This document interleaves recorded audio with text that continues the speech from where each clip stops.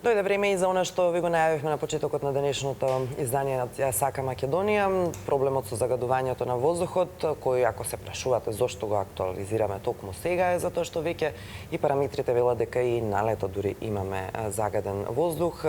Први сме на листата и на светските листи кои се прават по ова прашање, кога станува збор за најзагадени земји или земји со најзагаден воздух, а зимата која предстои велат ќе биде токму критична по ова прашање. Затоа со време се занимаваме токму со оваа тема. Рената Јакимовиќ ни е повторно подготвена од терен за нормално да го води разговорот кој што ќе се однесува на загадувањето како тема, меѓутоа токму и во овој летен период и што е она што се очекува, токму па невладините да превземат околу актуализирање на самиот проблем загадување на воздухот, посебно во зимскиот период и нормално колку што можеме да помогнеме и ние. Рената, доброто утро.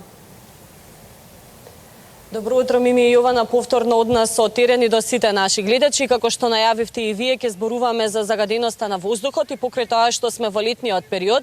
Не се уште зима и можеби сите наши гледачи и сите граѓани гледаат зелени површини, гледаат сонце и убаво небо, сепак не дишеме чист воздух. За жал, ете таа информација мора да ја споделиме, бидејќи тоа е реалноста и покрај тоа што е лето, граѓаните се уште не се греат на ќумбиња, на дрва, на јаглен, се уште не е ни почнато со подготвување на зимницата. Некако се случи и Скопје, и Битола, и многу градови во Македонија да имаат веќе жолта, портокалова, да се во жолта или портокалова фаза, што значи дека веќе сме над границите на она што треба да значи чист воздух. Но за повеќе детали за тоа дали воопшто институциите превземаа некакви мерки изминатиот период и што може да не очекува оваа зима и како функционираат европските градови, а како функционираме ние, земја која што се стреми да биде дел од Европската унија и да котира со сите добри западноевропски градови, ќе ни кажат моите соговорници, граѓански активисти од Движење за чист воздух. Маријан Никушевски, Маријан Ненов и Тони Никушевски. Добро утро. Добро утро.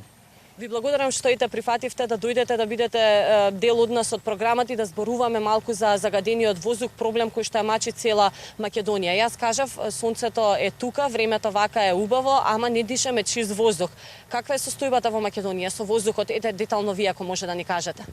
Па загадувањето секогаш не можете да го приметите со голо око. Тоа се прати, се следи со мерни станици, со сензори.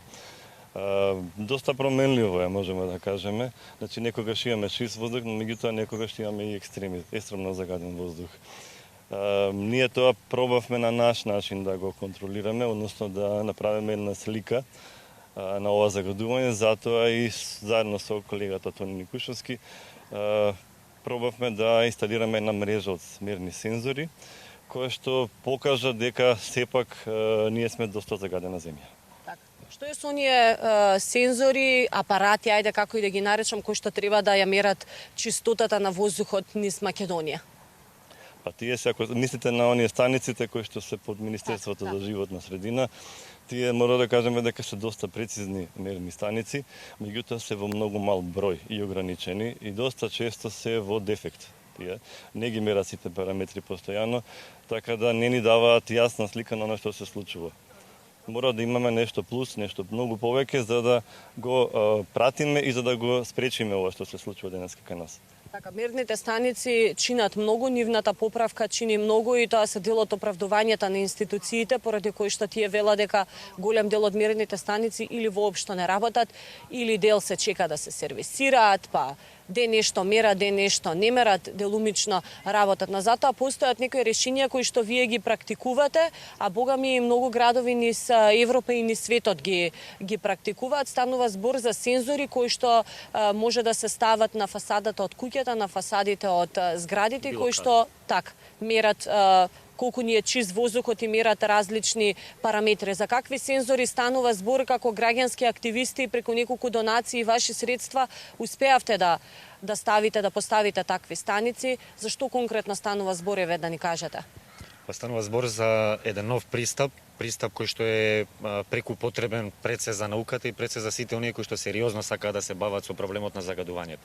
Значи, пристапот на мерење како што нашата држава тоа засега го прави на неколку точки, да кажеме во градот Скопје и во уште неколку градови само на по една локација е недоволен. Значи, затоа модерните градови отишле на еден друг пристап на создавање на хиперлокални мрежи.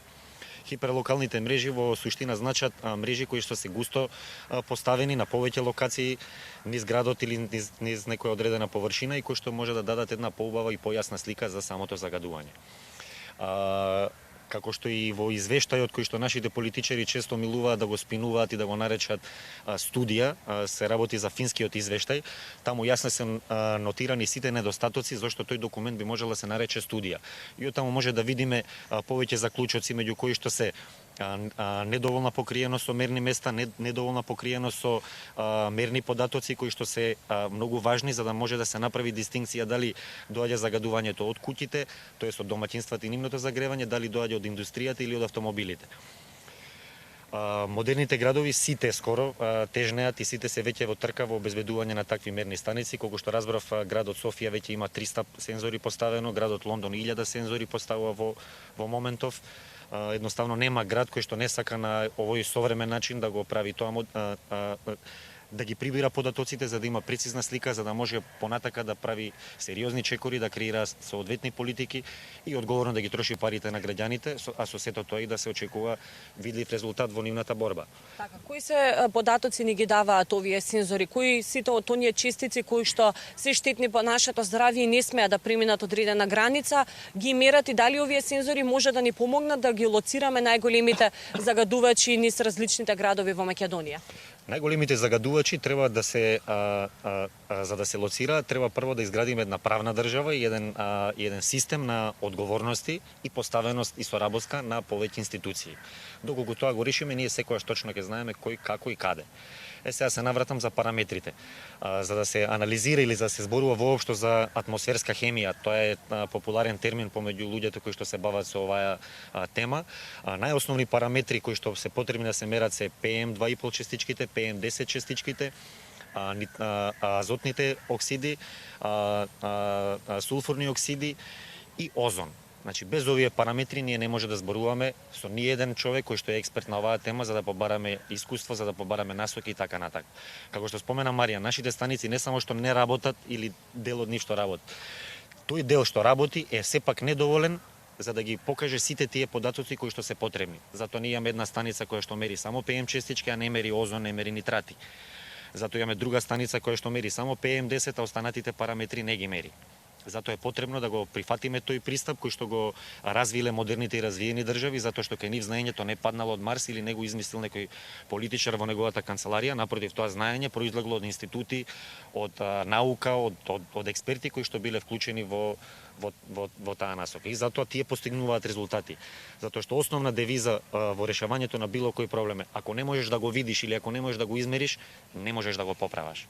Така. Рековте дека ете градот Софија кој што ајде вака најблиску до нас, не мора да го спомнуваме Лондон, веќе има 300 сензори, ние имаме неколку најмногу во Битола. Кога јас страната ја отворив, страната е airli.org, значи една организација на која што може да се видат сензорите. Битола навистина веќе е во критична фаза, тргнува на кај црвената средина, ама и во Скопје. Изминатиот период дали институциите, па ајде и граѓанските активисти дали успеа да превземат нешто се со цел да спречиме барем оваа зима да имаме помало загадување. Дека нема да имаме загадување, може само да сонуваме реално кажано, но дали ете нешто институциите и активистите успеа да превземат, што ќе правиме зимата кога ќе падне маглата, кога ќе се зголеми. Политичарите кај нас повеќе сакаат сами да си го одберат друштвото и со нив заедно во корелација да решаваат некои проблеми. Ние гледаме како држава 30 години не да решаваме проблеми, ние паѓаме само надолу, значи создаваме уште поголеми проблеми.